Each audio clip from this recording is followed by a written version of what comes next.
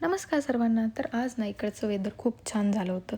म्हटलं थोडं वॉक करून येऊया. तर घराबाहेर पडलो आणि सहज लायब्ररीजवळ येऊन थांबलो. म्हटलं तुम्हालाही दाखवावं की कॅनडामधल्या लायब्ररीज नक्की कशा असतात. तर सगळ्यात आधी तर बिल्डिंग स्ट्रक्चर एकदम नेक्स्ट लेवल आहे.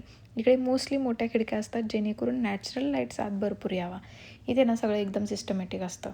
वेगवेगळे सेक्शन पाडलेत. लहान मुलांसाठी किड्स एरिया, अभ्यासासाठी स्टडी झोन, वेगवेगळे कॉन्फरन्स रूम आणि एकदम पिन ड्रॉप सायलेन्स लोकांसाठी सायलेंट झोन हे सगळं इकडे असतं. पण मला सगळ्यात जास्त काय आवडलं असेल तर इथलं ऑटोमॅटिक सिस्टीम. कोणाची मदत न घेता आपण सगळं स्वतः करू शकतो. तुमच्याकडे फक्त एक लायब्ररी कार्ड हवं.